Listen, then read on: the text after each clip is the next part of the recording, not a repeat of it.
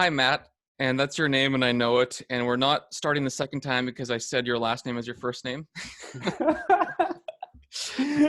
You're in California right now. Is it a sunny California day, or what's it like there? It is a sunny California day. I have the blinds closed currently because otherwise I would be Okay. sweating profusely. So yes, it is a All very right. sunny Do you have California day. central air? We don't. No, it's a pretty small house. It's an older house, so I have like a fan on behind me. So yeah, kind of a little old fashioned as far as that goes. Man, yeah, I think California without a central air can at least some days be really hard. Yeah. Well, I mean, so Southern California, those parts, and down there, you're probably not going to get very far without central air. But in Northern Oh, California, okay. it's a little different. You can kind of get away with these things, a Right. bit more easily. Yeah, like where I am at, it's interesting. So you would imagine that it wouldn't get that hot, but it can get like with humidity, it probably feels like close to 100 sometimes. Yeah. Like where I live, Yeah. kind of near Toronto. So yeah, Yeah. there's some days where like we don't have it, so we have like units in the house, like a window and all that kind of stuff, Yeah. kind of keep it livable, or else we'd be just sweating profusely the whole day. Yeah. Oh, totally. My wife, who's also Canadian, loves it down here just because you just don't get any kind of humidity, anything like Yeah. that. So it's pretty glorious. Yeah, I'm a little bit jealous. Having lived in California for a while, I do enjoy that aspect of it. Um, I hear that you're really into the politics as well. Me, no. I keep up. American politics are important because as Canadian, like we're so interrelated. Yeah. But I kind of attempt like to be dumb about American politics if I can. Like in other words, not to know all the details of various cases and FBI things and just be like, oh, I don't know about that. It prevents me from having the need to have an opinion, which is huge. Yeah. Ignorance is Yeah. bliss in this case. Yeah. That works pretty well where I'm from as well. It's a pretty good way to go. But we'll see. I mean, it is interesting. It is a big deal because we're huge trading partners, and this fall there's going to be a switch over. So, or there will be a vote, anyways, right? So, yeah. I didn't know if that was a prediction or what that was. No, I don't know what that was. I don't read into anything. I'm Canadian. I know nothing. With that said, so I want to say I'm happy to have you to talk to you. I read your book. It must have been. I know that I wrote a review on it in February, but I don't remember when I read it. It must have been like January and February of this year, which is weird because that seems like 4 years ago, given the way that 2020 has been. Oh yeah. I loved it, and I loved it for a number of reasons. One, I love reading the church fathers and the later kind of early writers. This morning I was reading Irenaeus, book 3, just awesome. because I'm teaching a class this fall, but also because I've been reading through it. Book 3 is incredible. I in my patristus class this past semester, I assigned all of book 3 for it because book 3 is unbelievable. It's in a different planet. Yeah, I mean, there's a lot of things I've never. I'm reading it through very slowly, like with the Source Chrétien kind of series. Awesome. And like, I never, and I'm not sure this is right. Like, this is my like kind of fresh observations yesterday and today. But like, one of the things that Irenaeus is saying is that the word of God, verbum, always dwelled with humanity. And it's super important. He created he created humanity, or the Father created through the Word, and he always dwelt with them so that he could recapitulate, sum up humanity. And that pre-dwelling is so important. It has to be that one single subject. Whereas his various Gnostic group opponents want to divide the subjects into two or many, which is Christ and Jesus or whatever. Yeah. And one, it's interesting because it actually gives you a sort of like reason why the Word would pre-dwell always with us. It's important for salvation because he has to sum up that whole history in himself. He calls it the long history that is summed up. Now, I don't know if this is right or true because this is my like fresh readings, right? No, totally. But it seems right in my own eyes, which is always important, right? Yeah, I think biblically that's what you want to be. That's where you want to go. Yeah, I mean, one thing that's great with Irenaeus is when you have a chance to go through all of Irenaeus's writings, and then you get to later writers like Athanasius, I mean, you see just how traditional Athanasius is in that there's very little that Athanasius says that you're not already going to go and find in Irenaeus. So it's not like Athanasius is coming up with new stuff. When he's writing against Arius, he's just a Christian. He's just giving you Christianity. So, no, I think you're right. So Irenaeus to me he's my favorite early, like I guess 2nd century writer. I mean Tertullian, I guess a little bit later, but he is fun. but I don't find him like I don't want to just read Tertullian really. Like it's Yeah. not my thrill. Origin, of course, is I have to genuflect when I say his name. Well, not Origin technically; it's Gregory of Nyssa. Yeah. I like Origin, but I like him because of Gregory of Nyssa. Okay. Yeah. That makes sense. I mean, I like No, both, but that's great. So you're not like Cyprian, where he would have the line where he would say, "Give me the master," and they would hand him Tertullian. You're not doing the Cyprian thing. man, I am not like against Tertullian. I Yeah. just don't find him. It's not like I'm like, man, today I really want to read through the writings of Tertullian, and Yeah. I don't know why that's true. It is. I think he's just totally fascinating. I think he's probably is he the first person that used the kind of the word like triad for God, kind of Yeah. I think interesting. that you find like trias, I think, in his writings. Yeah. Um, I find his sort of not mysticism, but his what's it called again? What is the movement that he was a part The of later in the life? Montanism. I found that really interesting. I'm not really anti-Montanist. I know some people are. I'm not. Okay. I think it's interesting. Yeah. I think it's so in my view, it's sort of I'm gonna like tell your boss that, by the way. my boss. Yeah, go ahead. Well, I think there might be some serious issues with it, but I mean, I'm not against it in terms of like it's not. I don't think it's necessarily heresy. I think it's just odd. Yeah. Yeah. Um, and I think some of it is way too far. And I don't know that he gets as far, but some of it's like I think Montanus himself thought that he was like the Paraclete or something. That stuff's Yeah. wild. I'm more talking about Origen's Tertullian's view of things that I Yeah. find interesting, not necessarily the actual historical Montanism, which I don't know about, to be honest. I just Yeah. know that it exists. Yeah. Well, if you haven't had a chance to go through, and I think because it's long, most people haven't. Tertullian's 5 books against Marcion. Hmm. Sometimes when I think to myself, hey, what do I wish that Christians, from the early church, if you could sit them down and say, hey, you have to go and read all of this, and you have to let this sort of like, inform, your theology and, everything like that.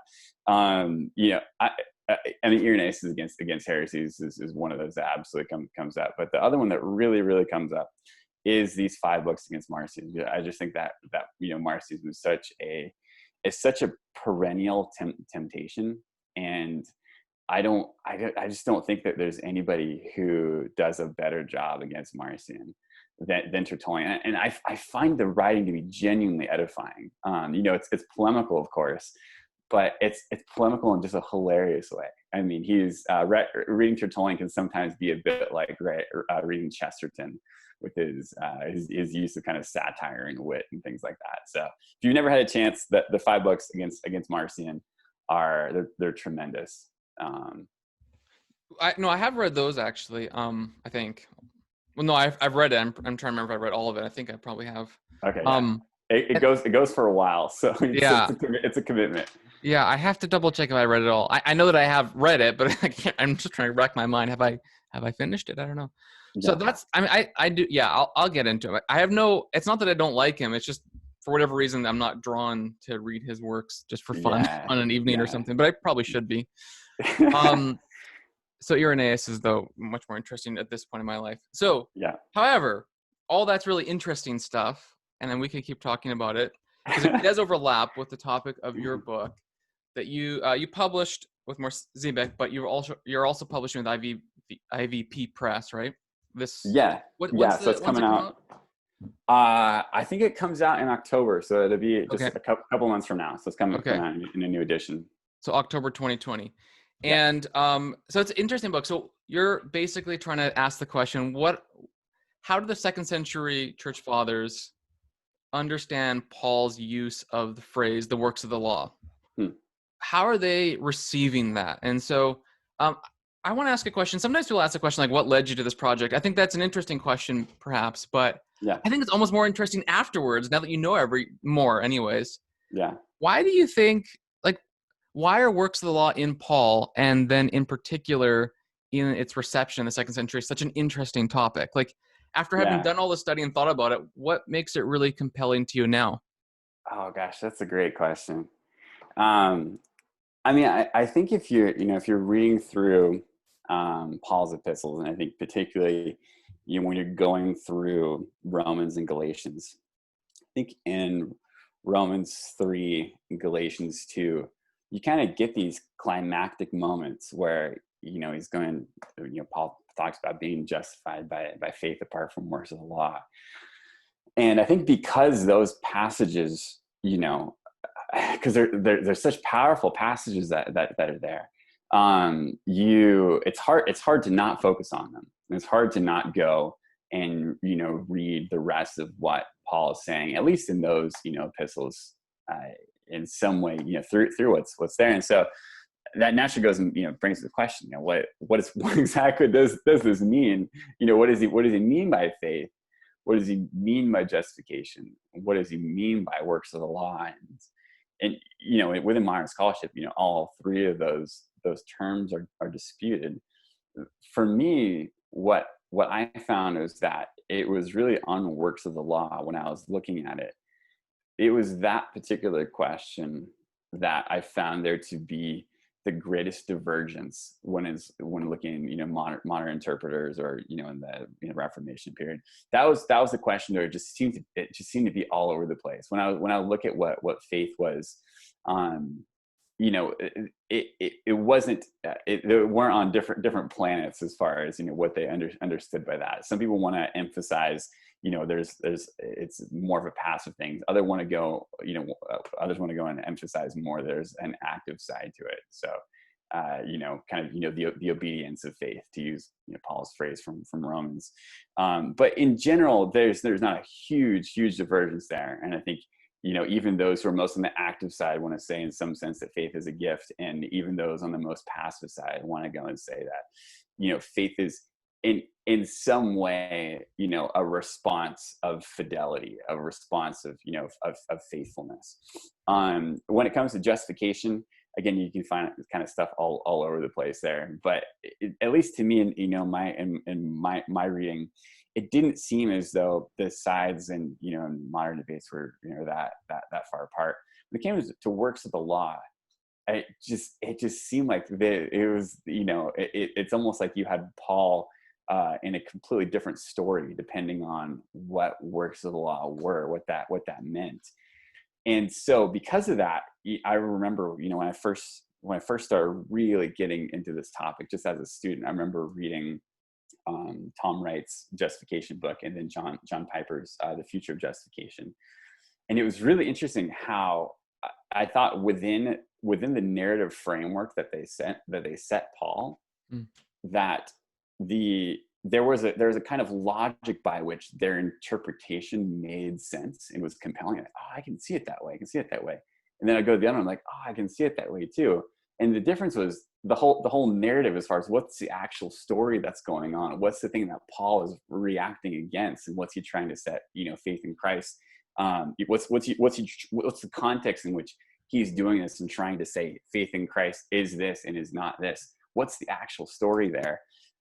Those seem to be governed more than anything else by works of the law, and what Paul meant by it. And so for me, that just brought the question, like, I just, you know, I want to know, and hopefully, you know, if I can go and understand this, and, you know, when I can understand this, you know, for myself better. And then, I mean, at that point, I wasn't thinking, hey, I'm going to make some kind of scholarly contribution. It's just, I just want to know what Paul's talking about. And so then that went into, you know, looking into, you know, his early readers and trying to say, hey, what is the you know, what is the, you know, the earliest reception of Paul seem to say or suggest in this issue, and, you know, hopefully seeing this as something that can kind of bridge divides and, you know, give common ground between people with different perspectives. Yeah, I think that's helpful. So it's like, so the one thing I want to come back to is works of the law are sort of like the context in which you can understand justification, or at least a context, which helps to clarify its meaning. Because you made an interesting observation. It's like there's different stories being told depending on what this means.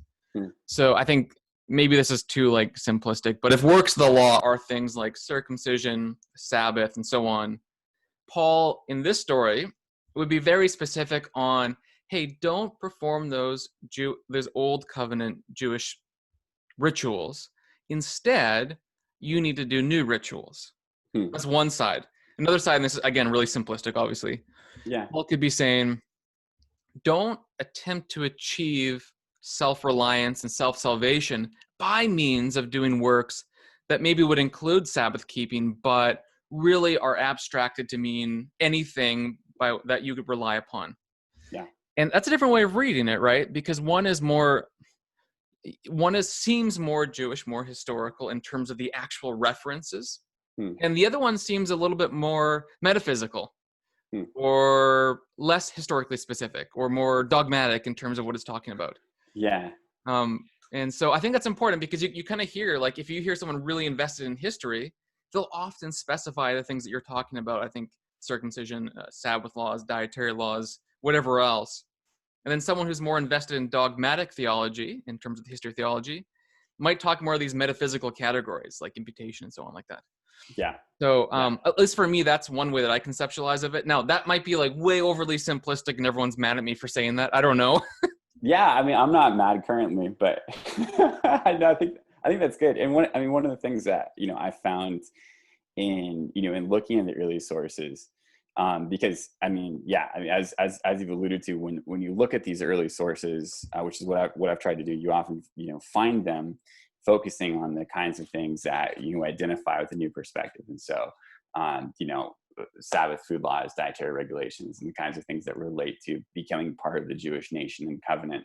And it is often, that kind of logic where it's like, well, why would you do that? Well, because, there's Christ has given a new ordinance within a new covenant. He's instituted now baptism in place of circumcision, because he's the Messiah, because he's the prophet like Moses. So you do have that.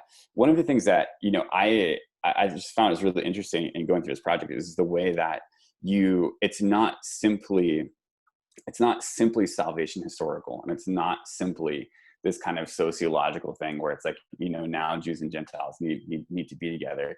But the kinds of things that you're talking about with, the other side, so the more dogmatic side, or, however you want to go and, conceptualize that, which is often, kind of designated as like, hey, these are the old perspective concerns, that kind of sort of anthropological reasoning as far as, what's wrong with works of the law, what's the problem with works of the law, that you find that as well within the early sources. It's not always stated in the same kinds of ways that you're going to find in traditional, old perspective sources, but you do absolutely find it. And that, that from the standpoint of the early church fathers, observing the Mosaic law didn't actually go and make anybody righteous. It didn't actually go and heal, the underlying condition that you find, humanity in. So if you think of, passages like, like Romans 7, something like that, it didn't go and fix that. The Torah bore witness to this, but it wasn't able to actually go and give the medicine. It wasn't actually able to give the remedy. And within Christ's new covenant, this remedy is given. Humanity is actually, humanity's condition is fixed and is restored. And man, boy, if that isn't good news. If that's not, if there's not something that's really powerful, I think, from just the standpoint of, just the gospel itself there, man, I don't know what is. I love reading the early sources on this. I think it's really encouraging stuff. And sometimes it's quite refreshing because, you quote C.S. Lewis, and I can't remember the language that he uses, but like sometimes we think, like, we read the New Testament and we're living in the 21st century and we think we understand this, it's obvious, it's straightforward because they're us. And then we read someone like Irenaeus or Origen and we're like, they're so weird. Like, they're this odd people. But then my kind of follow-up question is like, they're within living memory of the apostles, or the disciples of the apostles, probably more accurately. And they are also in a Greek-speaking world like the New Testament was in. What if we're the weird ones? Yeah. What if they're reading, not that they're always right, and that's not my point at all, but what if they're able to receive what the New Testament says in ways that are closer to the kind of cultural context that they were in, and they actually make sense of it better than we do? Yeah. And what we think is obvious is sometimes a little bit like us just reading our own propriety, I guess, into the text. And I think that might be one reason why. Oh, you go on, sorry. No, I was just going to say, I have the quote Okay. right here. So this is from C.S. Lewis. So from Fern, Seed, and Elephants, which is largely writing against, Rudolph Bultmann, and just saying like, hey, this kind of modern theology is crazy. So, and for me, Lewis is, has been a huge influence. And so this, as far as the impetus for the project and kind of, what's inspired it to go in this direction, the kind of stuff he's saying here is, the same for me as well. So the idea that any man or writer should be opaque to those who lived in the same culture, spoke the same language, shared the same habitual imagery and unconscious assumptions, and yet be transparent to those who have none of these advantages is, in my opinion, preposterous. There is an a priori improbability in it, which almost no argument and no evidence could counterbalance. There you go. Yeah. Yeah, I think that's so important. And I think sometimes we have, Lewis elsewhere calls it chronological snobbery, or similar thing anyways. And it's, we live in the 21st century and we think everything is so transparent to us. But then you read a guy, again, like Irenaeus, Origen, or whatever, and it must be opaque or like murky to them or whatever. They can't see it rightly because they're all into Greek philosophy. They obviously have no idea what's going on, but not us. Having been unaffected by philosophy and social mores. And we have no philosophy. Again, just to reiterate, that doesn't mean that Irenaeus is right or Origen's right and everything. They can still be easily wrong like any human being is, but I think they have insight to offer. So this is kind of answering the question of when you're trying to figure out what Paul is saying by works of the law, one way to do that is to look at the earliest Christian writers. I even think you have the Didache here, right, which hypothetically could be from the first century. So they're within either living memory of the apostles, or sometimes, in the case of like Clement, possibly overlapping at least a little bit with like the last apostles or disciples in terms of lifespan. Yeah. And so there's a real sense in which these are not just like later church fathers. There are those who are birthed in the churches founded by the apostles. Yeah. I think Ignatius is in here, and he pastored Paul's sending church, in a evangelical language. Yeah, no, absolutely. No, you're totally right. And so that's part of, with this, the methodology for this book, as, not just historical theology, but as material that's relevant to New Testament studies, is best presented in Marcus Bocknell's work, he's the chair over in Scripture at Oxford right now, and he's fantastic. Does amazing stuff. His book Seeing the Word, he goes and he lays this out, and you'll find it. And he's got some studies on Simon Peter, which are just tremendous work. And he does a really good job of saying, if you look within, the 150 years or so, and people will, when it comes to living memory, people will argue about like, well, I think it just extends to 100 years. Well, I think it extends to 200 years. Well, I think, and those are the kinds of conversations where I think, the way that, Marcus goes and says, if you're lining up generations, something like 150, makes the most sense as far as the way that interpretation is colored by actual memories of the people in the events, and not simply reading the text in kind of an isolated, way that's disconnected from that memory and his history. He just does a fantastic job of laying out of how this kind of material can be really valuable for New Testament studies. And so he does this with his study on Simon Peter, and the picture that you get at the end is just incredible, and the historical richness that's there, and how when you've looked at the early reception historical material, and then go back to the New Testament, it's like, wow, this makes sense of this makes sense of this over here, and this piece that like you had kind of skimmed over, it jumps off the page. I think for me that was a big inspiration. This thing, how can we not just say, well, I think this church father got it right, or I like this church father, and it kind of a historical theology thing, which I mean historical theology is valuable. I think is hugely important, but this is doing something that I think is directly relevant to New Testament studies, in that it's looking at the period right after Paul. Say these are people who weren't just reading these texts in a way that was isolated from the memory of what actually happened there. And so because of that, I think there's a distinct vantage point that they have that is, I think, uniquely valuable for us to go and to take advantage of, which is, is interesting, because if you look at the early fathers, the beginning of point 3 or part 3 in the book, Irenaeus just basically says as much. It's like, yeah, if there's some sort of question that, there's some kind of dispute as far as what the apostles are talking about, we're talking about, what would you do? Well, you just go to the churches that, have held conversation with them from the beginning, because they can go and tell you. It's like they remember this stuff. They know these things. Yeah, I think even to make it really concrete, in like the 90s in Turkey or Asia Minor, you have So this is a little bit disputed exactly the names, but it's John the disciple, John the apostle, two daughters of Philip, prophetesses, a guy named Aristion, and probably others who were active in sharing the gospel, the good news about Jesus Christ. The fourfold gospel eventually was kind of produced, probably connected to all this. I don't know exactly the details. And then you have people who were trained through conversing with the disciples of the Lord. Someone like, to get to Irenaeus, who you mentioned, like a guy like Polycarp. So he's in Smyrna, which Jesus spoke to in Revelation 2 or 3. I can't remember which is the Smyrna chapter.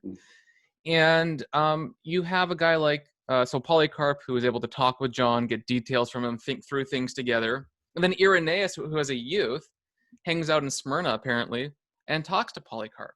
And so in his book, Against Heresies, he seems to summarize the things that Polycarp said. And Polycarp himself was able to talk to John, I don't know if all the time is the right word to say it, but often enough to get the details. So, I mean, that's like real living memory. It's not like some abstract, okay, it's 100 years later. It's like, it's better than anything I've got. Right. It's better than anything you've got. And, it's funny. We think about this today, another concrete example. So where you are in California, there's a Grace Community Church of John MacArthur. Yeah. The next pastor of that church is going to know what John MacArthur said. Right. In the same way, Ignatius of Antioch would know what Paul said. They were from the same sending church, Antioch. Which Antioch is it again? I can't remember, but whatever. It's whatever the one that the one that's there in Syria. Okay, that one. So the main one. So it's just interesting to me that then we read these guys and we immediately think, and I hear this, they're like, wow, they must have got off course or something. You're like, I don't know. It's kind of hard to say they got off course. What course did he get off on?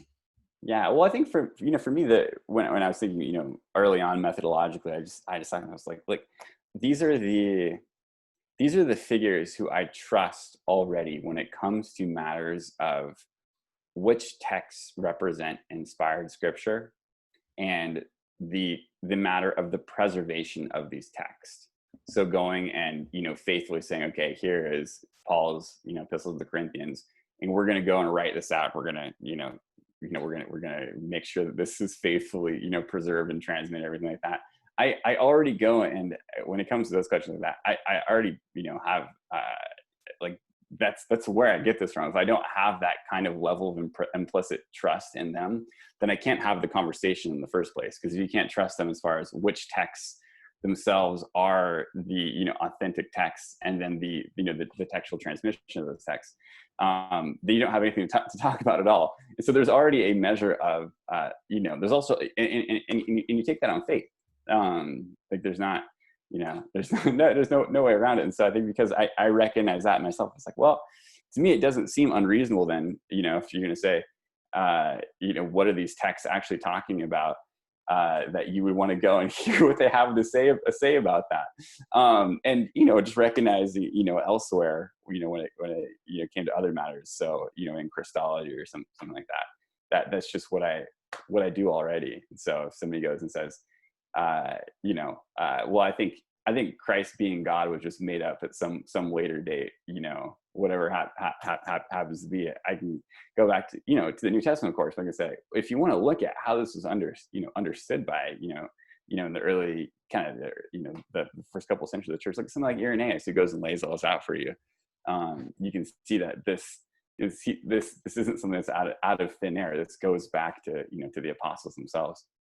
Yeah, it wasn't like Irenaeus was inventing something. It was obvious to him that the Word existed from the Father, and at one point he actually calls him God. But it is really interesting. I think that's a really good point, and I think we suffer from a bit of radical skepticism.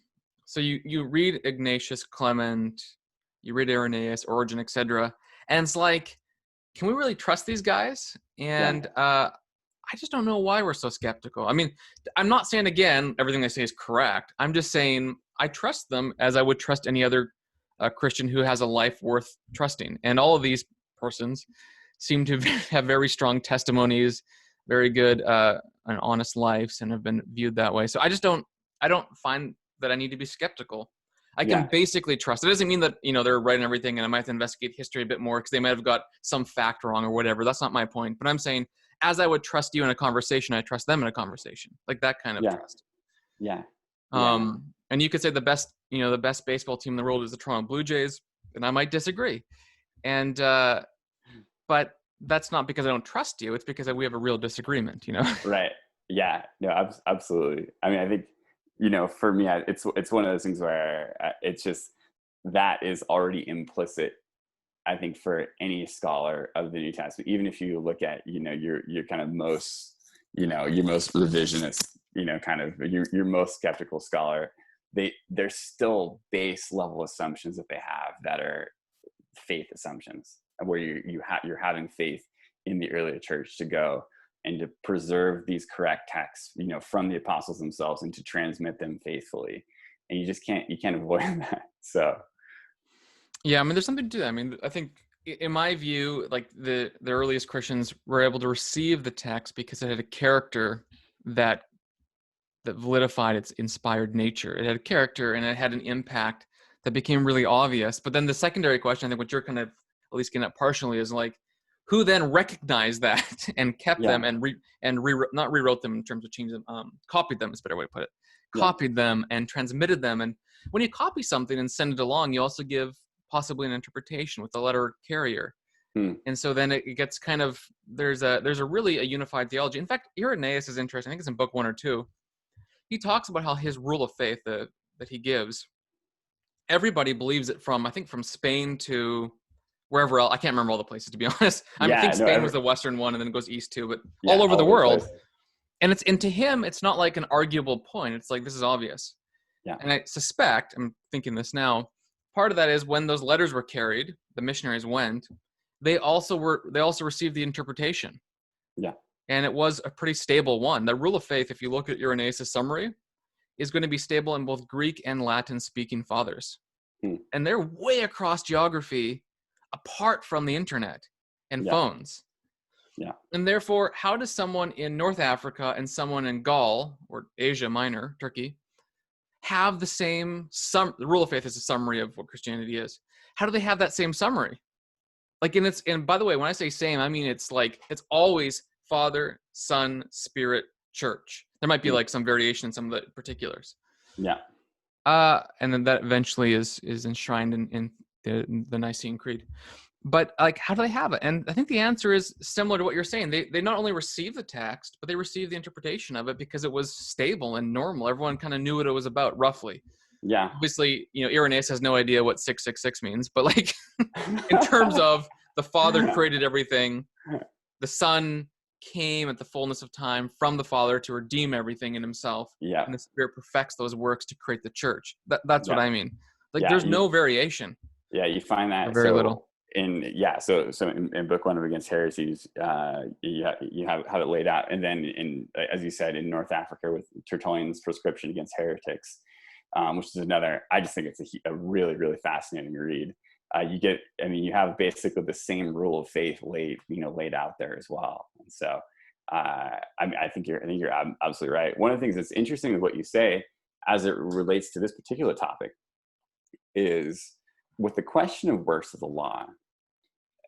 It's been said before that the early church doesn't really there's not a huge focus on works of the law.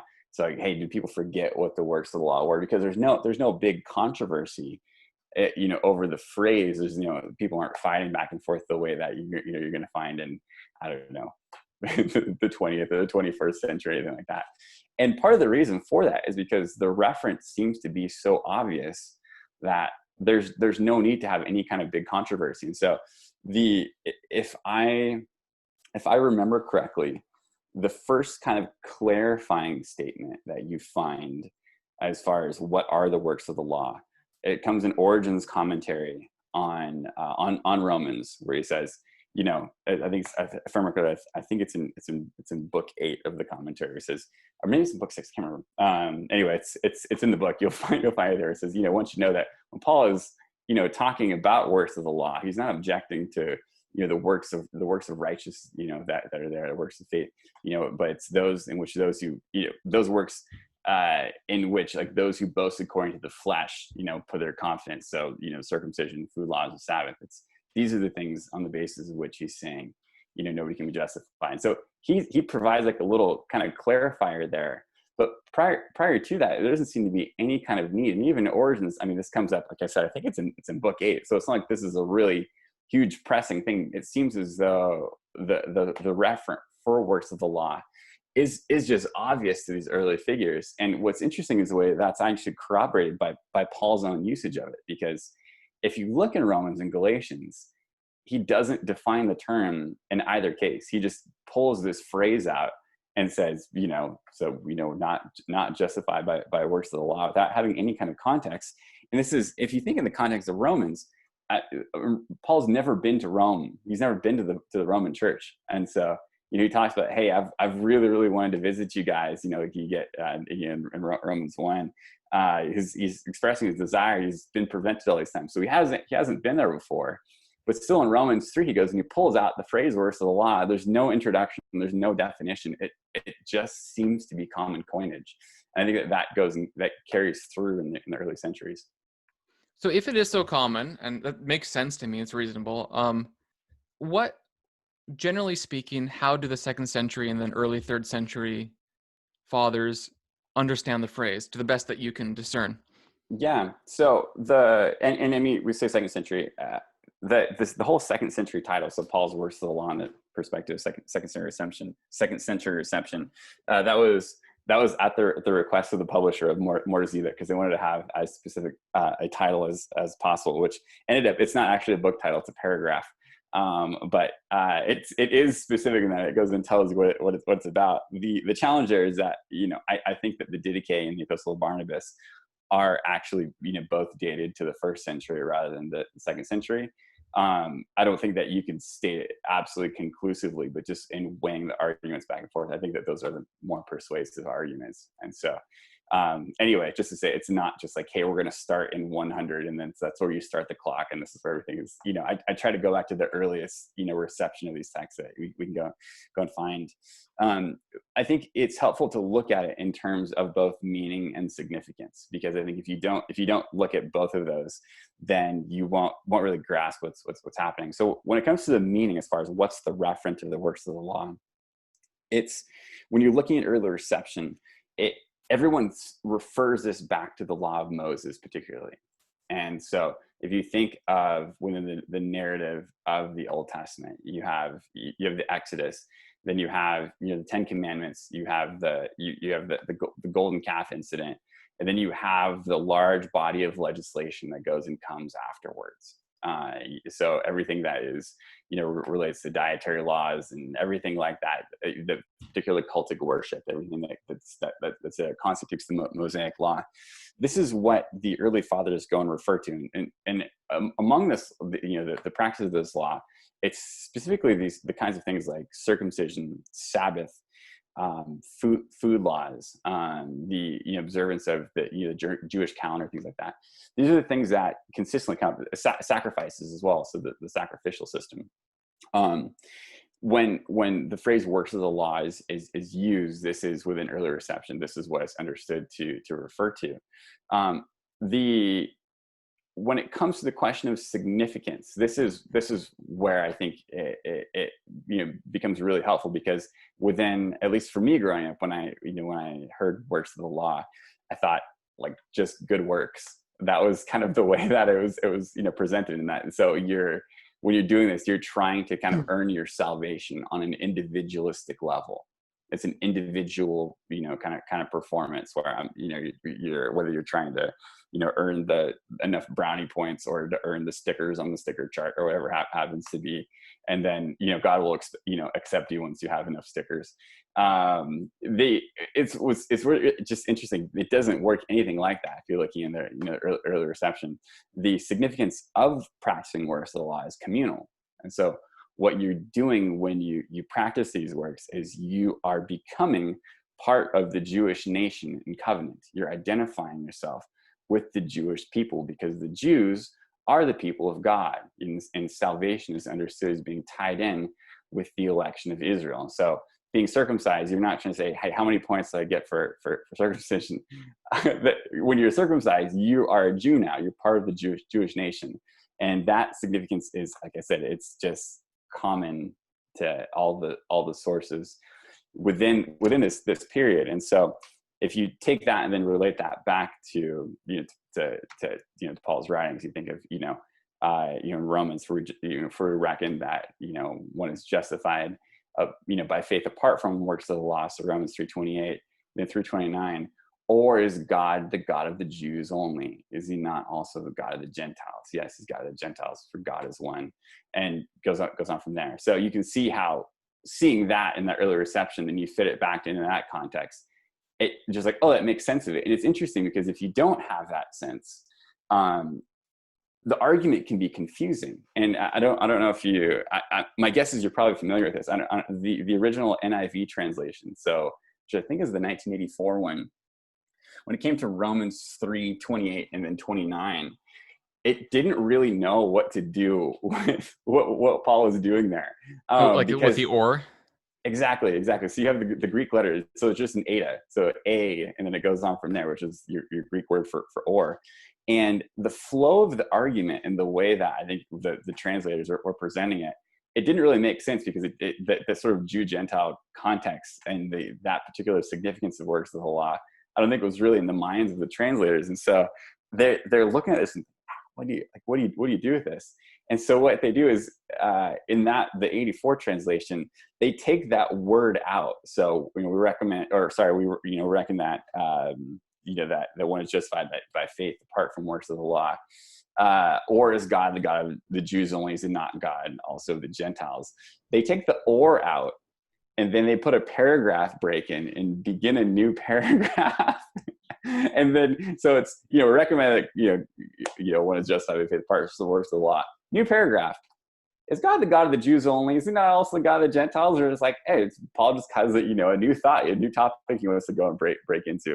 And it's really interesting how that in the NIV revision, which I you probably remember better I think it than might I be do. 2011. Yeah, that's the year that I was thinking. So in the new NIV, they've gone and they've changed it back. They put the or back in there because I don't know if it's just the translators. It makes more sense in context as far as what Paul is talking about. Well, But, grammatically, you kind of need to do that. I mean, the or is it's or. It's not like there's not a lot of options in Greek. I mean, maybe rather, but like it's. Yeah, you can't just pressing the delete button on a word that doesn't make sense within the context of the way you're interpreting it. Yeah. But to me, it doesn't seem like that's the best option to go. So they've since gone and changed it back, and so they have, they account for everything there. And I think that understanding the significance of works of the law helps you to do that, because otherwise, I do think you're sort of at a loss as far as how does that transition from 3:28 to 3:29 work? Like how does Right. the logic run? So just briefly, this is the ESV, which kind of has it there. So verse 28 says, "For we hold that one is justified by faith apart from the works of the law." Verse 29, or is God the God of the Jews only? Is he not the God of the Gentiles also? Yes, of Gentiles also, since God is one who will justify both the circumcised and uncircumcised through faith. And then he said, do we get rid of the law? No. So what you're trying to communicate, what we're talking about is, look, if Paul says you're justified by faith apart from the works of the law, and then he says, or is God not the God of the Gentiles also? The implication is the works of the law are those by which someone becomes and maintains a Jewish identity. Yeah. Or else, why would he say, or is God the God of the Gentiles also? Yeah, exactly. And I think that ESV translation is great. I think it does the job really well there. The elect standard version. That's beautiful. So, okay, that's helpful. So so in the second century, then, so you have meaning, which are the particular things, baptism, whatever, or circumcision, whatever. And then you have significance, what it actually does in the community, and that is to make you identifiable with Jewishness, which really makes a lot of sense in the first and second century when you didn't really have this bifurcation between like philosophy, religion, all these different spheres. It was all just sort of a continuum. Yeah. And so the unique Christian claim in this continuum was that it was true.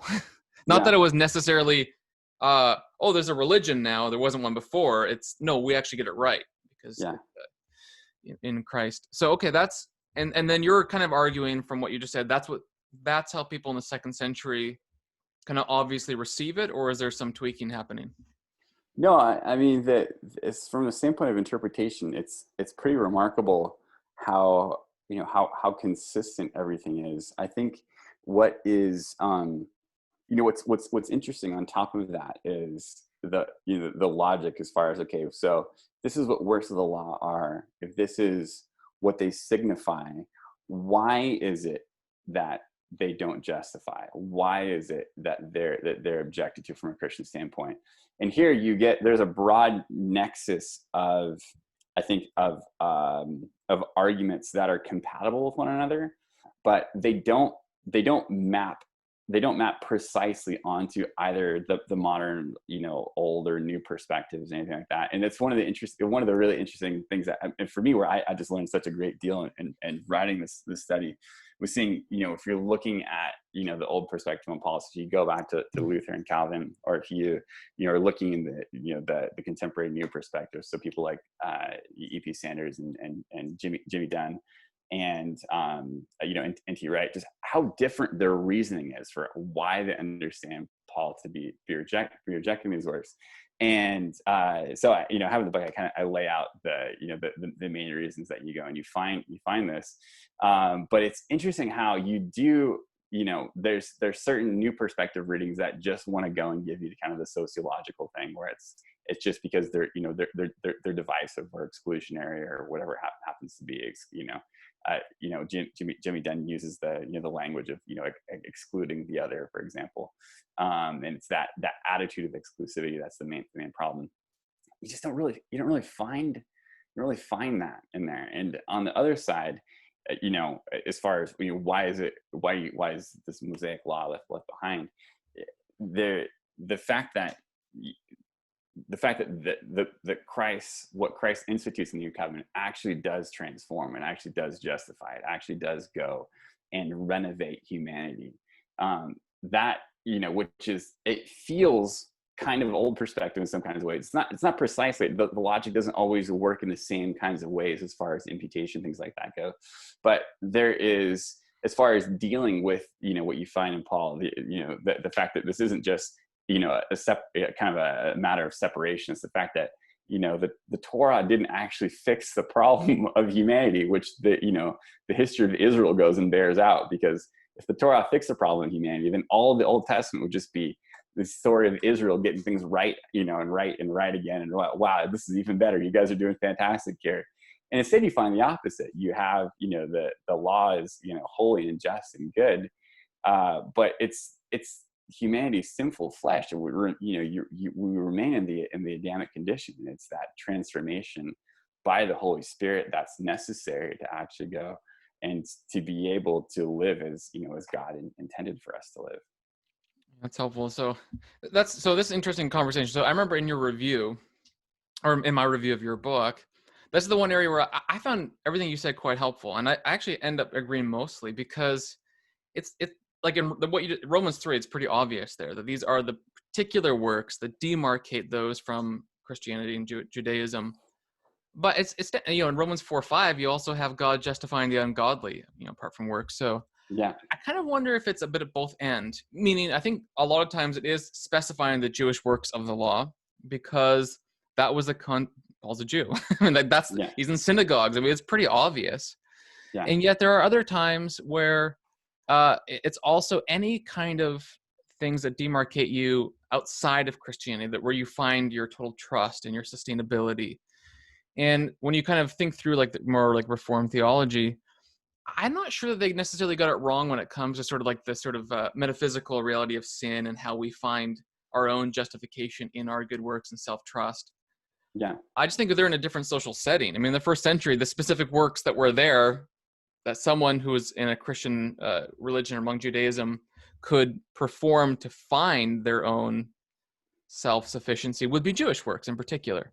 Yeah. But then eventually that transforms, because if I'm born in the 21st century, it's not obvious that the works that I'm performing are going to be circumcision, Sabbath keeping, all this kind of stuff, right? Yeah.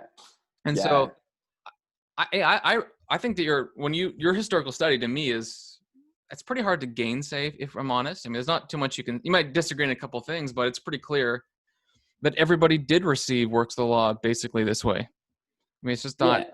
not really an argument. You can't really fight that. But then what is the secondary conclusion on the basis of that is where I kind of. Yeah, and I get into some of this in the conclusion, and then in the preface of the new edition, I have this as as well, as far as how does how does all this work? Because it's okay, if this is specifically what if this is what the focus is, well, does it mean that one is one is justified by other works? And you're not finding the early fathers going to say that. It's you have I think consistently. I mean, even an interpreter like Origen, who Luther and Calvin can beat up sometimes, or a lot of the time. Even when it comes to his commentary on Romans, it's interesting, that the famous saying that that faith is the root, and that works are the fruit. Which I come across growing up.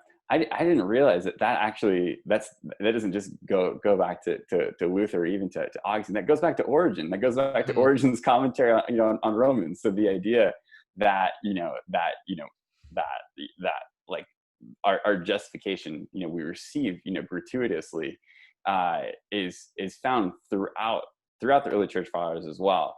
The question is, so I guess there's two questions. One is what's Paul actually talking about in his own context? So what is actually animating these debates on works of the law? And then second, I think is the question of, granted that that salvation is received gratuitously, how do our works that are empowered by God's grace relate to the final judgment, relate to final justification? And that's one of those things where I think the early fathers throughout are consistent, and I mean it's one of the things that when I first started reading through them, I found so striking, in that you would have these really strong statements of justification by faith through grace, and these really stated really powerfully, and then they were right next to these really stringent statements on justification by works, and you're just thinking, like, what is going on here? So so the earliest Christian homily we have, Second Clement, if you read through the first 5 chapters of that, you get both of those sides presented really I mean, to use an analogy, if anyone has seen Spinal Tap, both dials are turned up to 11. And so you think, how does this work? And the term that reconciles them is because they regard God's justifying grace as actually transformative. It actually goes and makes you into a new creation, so that now you can obey in a way that was previously impossible, because you have actually been renovated by the Holy Spirit. You have actually been made into a temple of the Holy Spirit, to use Paul's language elsewhere. When it comes to later theological debates, particularly as it relates to Reformed theology, it's one of those things where, I mean, for me, I'm a student and not a teacher in this particular area, but it's interesting the way that you find different figures work this out in Reformed theology. And so one of the people who is directly relevant for my project is Doug Moo. And he's got a really interesting piece in which you'll find in the book as well. And I think it's a festra for D.A. Carson on justification on Galatians, where at the end of it, he looks at the idea of works as just being evidence of faith. And he just says, I just don't think this works. I don't think it works to go and to call this just evidence if we are commanded to produce it. And he says, I know that this sits in some tension with my own kind of Reformed, background. But I just think this is what the text says. I don't think it works to just call us evidence. And he does, and it's fun because I've corresponded with Moo over the years, and he is just up front. It's like, yeah, this is a tension in my theology, and I don't know exactly how to go and work it out. And you find, I think, within I think kind of throughout the history of Reformed theology, I think how do our works that are empowered by God's grace, how do they relate to, our final justification? And even if you're going back to the 16th century, the different Reformed voices there, you're going to find different ones working that out different ways. One of the interesting figures, Richard Baxter, the kind of great, Reformed Puritan theologian. He has his famous, statement as far as needing to go and, to produce sort of the peppercorn of works, which is then, it has this huge controversy that comes on saying, this is the hot peppercorn that's going to drag his soul into hell. And so there is, I think, there's or at least there can be a tension in the theology there, that within the Reformed tradition, different theologians work out different ways, and even different readers of Calvin in particular. I mean, there's different people who I've read on Calvin who are just insistent, and people who I really respect as Calvin scholars say there is a real justification according to works in Calvin. And so looking at for instance, I think it's his commentary on Ezekiel. And just says this is absolutely here as a category for him. So anyway, I say those things as more of a student than a teacher. Right.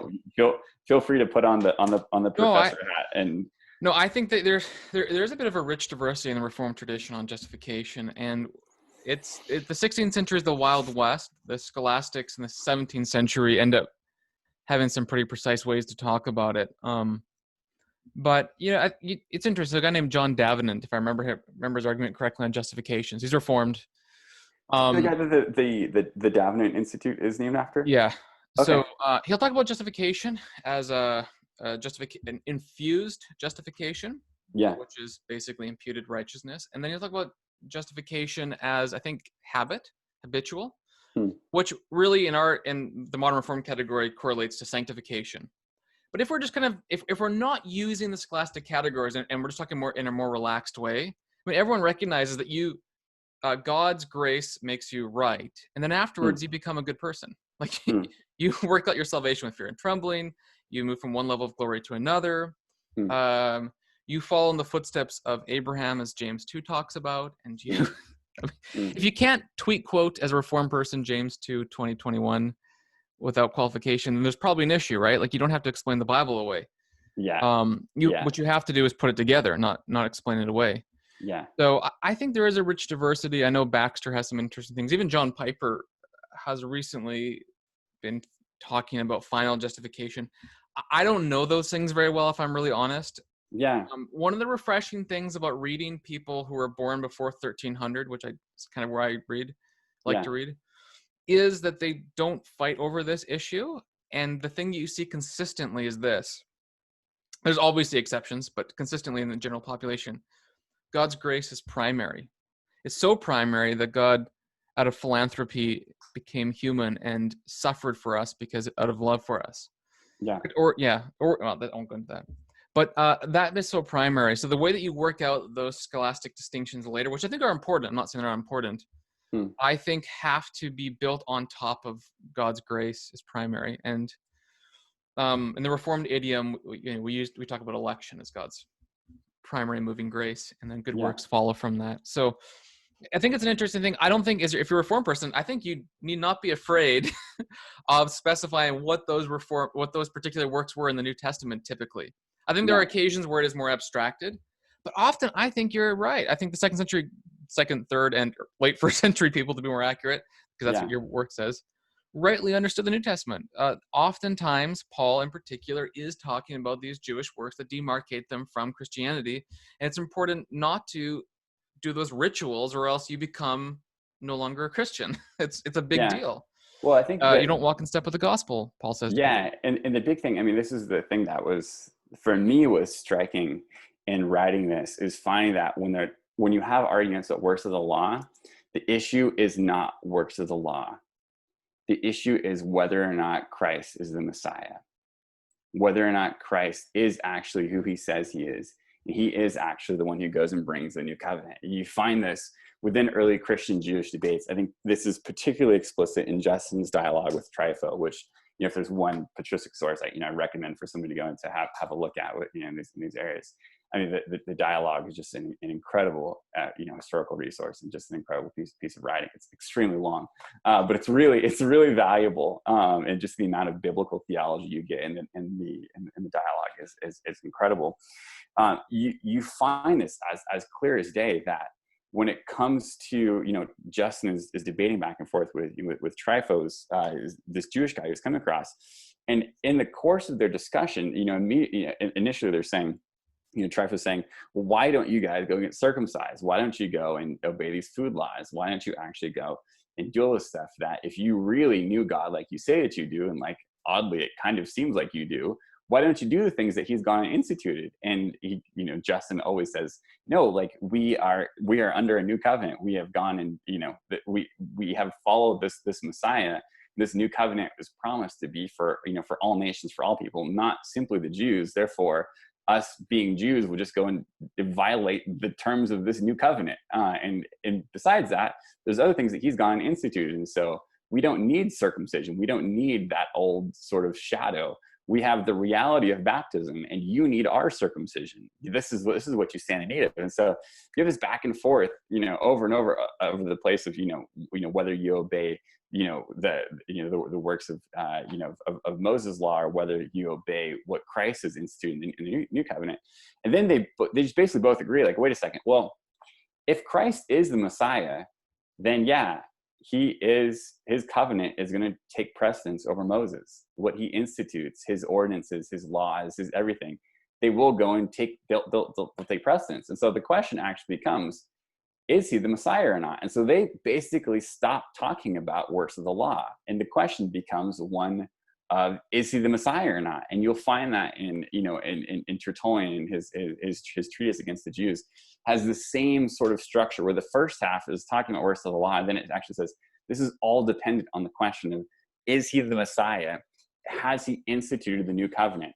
And if you go and you take that and you go back to Galatians, you can see why it is that Paul goes and gets so angry in Galatians, because you think of the kinds of stuff that he says. I mean, if so, for instance, if on this podcast, if you said, wow, Matt, I really wish that you would castrate yourself, I would either think like, wow, okay, like Wyatt slept on the wrong side of the bed last night, or I have done something extremely, extremely, extremely wrong. And even if I don't recognize that I've done something extremely, extremely, extremely wrong, and Wyatt in his care for me is trying to go and state this in the most extreme way possible. I think that's precisely what is happening in Galatians, because in going back to, observing and saying, everybody has to observe the prescriptions of the old covenant, prescriptions of the Mosaic law. What you're denying is that the new covenant has come. You're denying that the Messiah is actually here and has instituted this new covenant. And so when Paul says you're cut off from Christ, he's not just exaggerating. He's not just angry. He says, no, like, to go and to do this is to say he's not the Messiah. The new covenant, hasn't actually come. And so we need to go and stick with just Moses and what he's given us. Go ahead. I think that's a major part of it. And so I had just a little while ago, it's not out yet, but I talked with Tom Schreiner on the different Pauline theologies. And we kind of talked through this a little bit too. Yeah. He brought up a passage in Galatians that was helpful. I can't remember, but I guess if you're hearing this, listen to the Tom Schreiner episode. Yeah. Because I think everything you're saying, I have no, like, even as a kind of reformed perspective, I totally can agree with. I don't see it as an either or thing. I think also it could be the case that you can trust in these particular works as the means by which you're right before God. So it's a both end. But I think you're exactly right to bring up these historical specificities, because if you don't, then you are missing the riches of what Paul is actually saying according to his words, his social context. And I think, as we noted earlier, these 2nd, 3rd century writers all got that. Like, this wasn't lost to them. It wasn't like this is a confusing conundrum. Like, they got it. That's what those references were when Paul said things like works of the law. So I think that's incredibly helpful. Now, as we sort of push towards the end here, one thing I do like to ask people is like, what are some really helpful books? And then also to kind of give like a little bit of an annotated bibliography on like why that's helpful. So Yeah. I would say the two topics are really like reception history, or yeah, I guess reception history is kind of a technical way to say it, but you know what you can explain that a little bit. And then Yeah. also works of the law. So if you could list like, and you can list your book too, by the way, the new IVP one is a reminder at the end. Um, and please do maybe end on your book. Like, can you just name a few that might be helpful if people are really interested to dig deeper into this topic or these topics? Yeah, yeah. So, um, I mean, yeah, with my book, I mean, it's easy for me to be enthusiastic about my book because my book has none of my own ideas in it. So I can be completely unashamedly like, wow, this is the greatest book because you won't find a single idea of my own there. I've literally just have It's gone yeah, through. but it is a I've good book. I really enjoyed it. So Yeah, well, I've gone through and I've tried to summarize the old and new perspectives and tried to listen as carefully as I can to the individual voices there. And I've tried to go really, really, really, as kind of painstakingly as possible through all the early, reception historical evidence, which is, again, none of those my own ideas. And then in the end, in chapter 12, I basically just go and summarize all of that. But even in summarizing all of that, there's not any of my ideas there either. I'm just kind of trying to synthesize all this and say, what is this early perspective on works of the law? How does it seem to relate to all the new perspectives? And what does this suggest about Paul's own meaning? And so I've again, it's really easy to say, like, wow, what a great book, because I don't have any. You're not going to find any of my own thoughts there. But for me, I've been tremendously helped by these early sources. And, as I was, kind of plowing through writing the, dissertation and everything, that was just, for me, it was a huge motivating factor to get through. Is I just come across them like, wow, this is, there's a painstaking quality to the book, and I'm really going through with a fine tooth comb. But that was so much of what motivated me. I was like, I really think this could help people because this just seems like this is really relevant to the topic, and it helps me to understand, Paul and his context better. So, I hope that'll be helpful for folks. If you are looking, so when it comes to historical theology, other works. McGrath's Justitia Dei, of course, is is a really, really good one. the new edition this year, right? Yeah, so it's great. So I've had a chance to work with him over the past, oh boy, this is since 2014, I think, 2013, 2014. So I had a chance to work with him on revising a lot of this, which was just, a joy, because from a standpoint of what I hope to be able to contribute with the kind of work I do. It's he's just a great model for that, and that he's just a really fair, strives for, objectivity and, fairness as much as possible. And as such, is kind of like he makes a really good referee, in the sense that, not that he's, himself infallible, but you get people from all kinds of different perspectives going and citing his work, because they know that he's trying to be fair. He's trying to just state what the sources are saying as accurately as possible. So, I think particularly the new edition, the new edition, if you haven't had a chance to read it, the new edition is killer. I've as far as his own scholarly humility, I don't know of a parallel for this, for somebody going and just saying as explicitly, like, hey, my first three editions of this were wrong, and I'm sorry about that. And it does, it's not like verbatim, but Right. he really, as far as a scholar, both at the beginning and the end of it, there is a real scholarly mea culpa there, and saying, hey, you need to read the new edition of this, because there's major areas where that this is just, it's just not to be taken as reliable. So I think that's a huge work, and I think a hugely important work, and again, particularly in the new one, it's really, really good. When it comes to specifically the question, of works of the law, again, so much of that depends on your own perspective and the way that you're looking at it. Because if you want to say, like, if I'm giving something to somebody on the street who's from a really, really Lutheran perspective, a really Reformed perspective, or a really, you fill in whatever happens to be, there's certain things that are going to come across better to them because there's a sense which is scratching more where they're itching. And so there's definitely, Tom Schreiner, of course, has done work in this area, on the reform side.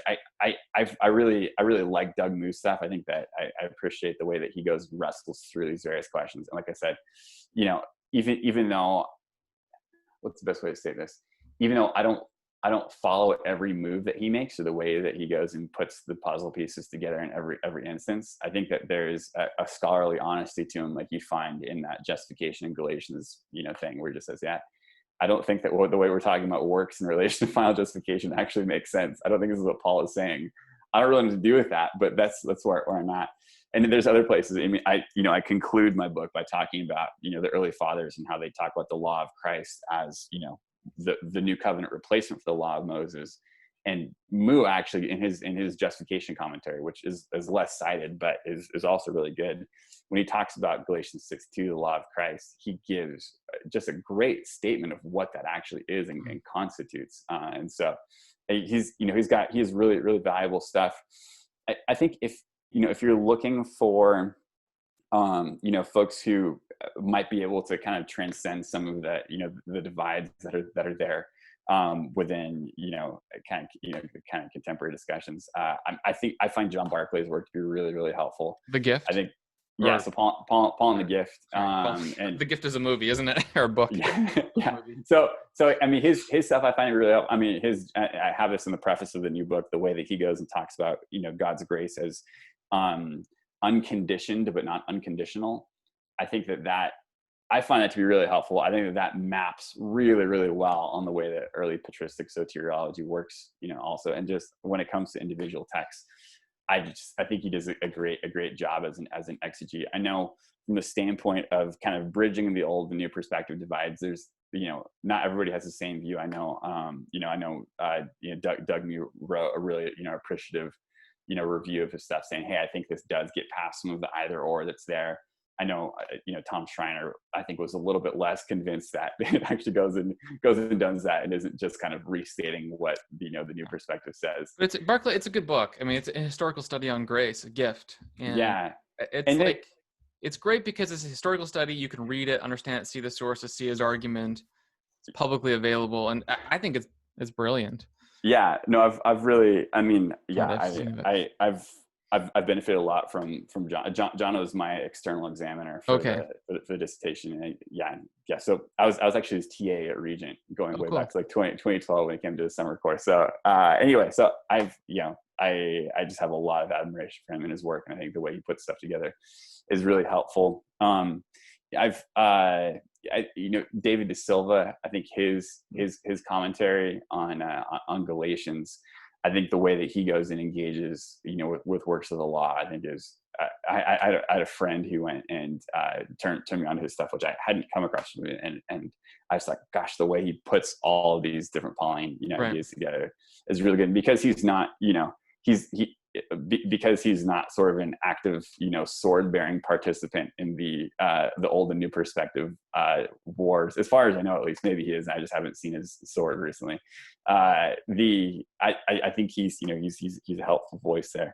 For the one other thing I'll say is there's the new dictionary of Paul and his letters coming out with IVP, and so I've gone for that, and I've done the works of the law article, which I've tried to basically synthesize everything that's here in this early reception, and then say, okay, because the book goes and gives suggestions at the end, like it would seem that Paul means this, that, and this. And does some specifics, but I've tried to go with this article and give more specifics as far as how does this early reception seem to illumine Paul's meaning specific when it comes to these various issues, and how does this kind of correspond with what we find in the old and new perspective debates. So I've spent a lot of time on it, and I really hope it'll be a helpful resource. So those are just some that come to mind. Oh man, well thanks, Matt. I appreciate it. It was a fun conversation. I think works of the law are obviously an important sort of topic in Paul because they're so key to some of his central arguments about salvation. I really liked your book. It's coming with a new edition, or an English or a North American edition, at least, anyways. It's coming with Yeah, so it IVP has Press. a new preface. It has Alistair did a forward for it, and then they have a really cool cover for it. The Okay. people at IVP, when it comes to cover design, they're unbelievable. I am not worthy to have a book that has. I mean, these are kind of, yeah. Morrissey Books is pretty like it's good, but it's kind of just words. Yeah, it is mostly words. So we'll look forward to reading that October 2020 IVP Academic Press, I'm assuming. Yeah. And it's a great book. I loved it. I think it's just a great historical study of what people in the early church thought when they read Paul, and it's expansive. I think it's pretty much everything you can find in terms of those centuries. So I recommend it. You should read it. I think it's good for everybody to read. So thank you, Matt. I had a good time talking with you, and have a great rest of your day. Awesome. Great. Thanks a lot.